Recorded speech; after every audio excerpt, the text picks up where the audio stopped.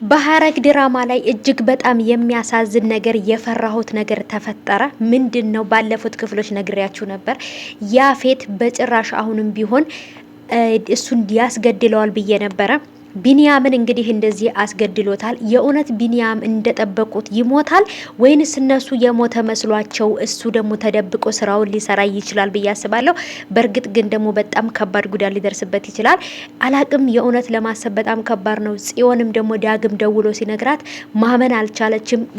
ቁጭ እንዳለች ነው የቀረችው። ቤዛም እንደዛው ዳግምም አጎትህ ሞቷል እርምህን አውጣ ብሎ ሲጽፉለት ማን እንደጻፈለት አያውቅም፣ ማን እንደላከለት አያውቅም። በጣም ከባድ ነው።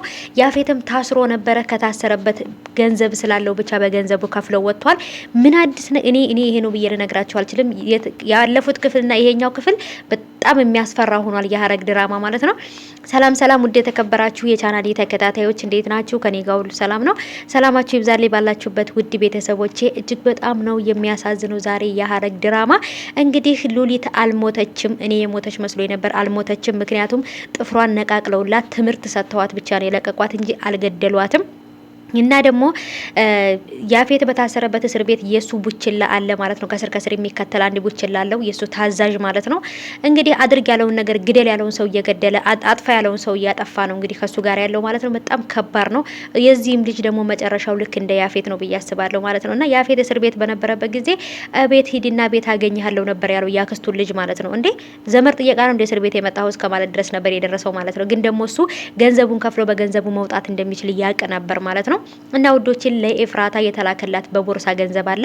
ኤፍራታ ይሄ ላንቺ ነው ተጠቀሚበት የሚል መልእክት አለው። ማን እንደላከው ከየት እንደመጣ ግን አታውቅም ማለት ነው። በጣም ከባድ ነው ብዬ አስባለሁ። ይሄን ነገር ድንገት ያፌት ልኮላት ተዋሸኛለች አትዋሸኝም ብሎ ለመፈተን ይሆናል ይሄንን ብር ያስላከው ብዬ አስባለሁ ማለት ነው ቤተሰቦች። እሷ ግን ይሄ ገንዘብ የማን ነው ሲላት እኔ አላቅም ሰው ነው ያቀበለኝ ብትል ይሻል ነበር። ግን እሱ አሁን ተዋሸኛለች ወይስ አትዋሸኝም ለማለት እስር ቤት ሆኖ ነው መሰለኝ ገንዘቡን በሰው ያስላከላት ብዬ አስባለሁኝ። እሷ ግን የቆጠብኩት ገንዘብ ነው አልሰጥሽም ስትለኝ ግን ልጠቀምበት ነው ያወጣሁት ብለዋለች።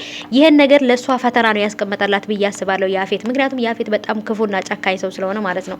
እና ቤተሰቦች ከምላችሁ በላይ በጣም ከባድ ሆኗል አሁን ላይ የሐረግ ድራማ። በጣም ነው የሚያስፈራው፣ በጣም የሚዘገንን ማለት ነው። ቢኒያም እንግዲህ ከመጀመሪያ ላይ የነበረውን ልጅ መቶት እሱን እያየው በነበረበት ሰዓት ነበር ከጀርባ መቶ ያንኛው ልጅ የመታው።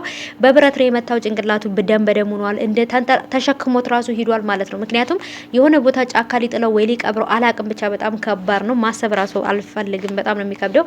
ታሰረ በተባለ ጊዜ ወይም ቢኒያም ታስሯል ብሎ በነገራት ጊዜ ገነት ራሱ ምን ማድረግ እንዳለባት ግራ ገብቷት ነበር። በጣም ተደስታ ነበረ።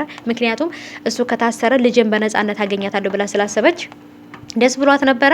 ግን ደግሞ ያፌት ማለት በጭራሽ የማይሞትና የማይታሰር ሰው ነው ማለት ነው። ምክንያቱም ገንዘብ ስላለው ብቻ እንደፈለገ ማድረግ የሚችል ነው።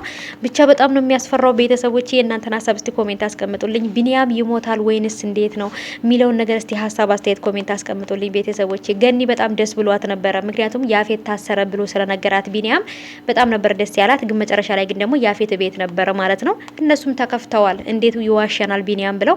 ብቻ የሚያሳዝን በጣም ከባድ ነገር ነው። እስኪ እናንተን ሀሳብ ንገሩኝ። ቢኒያም ይሞታል ወይንስ አይሞትም?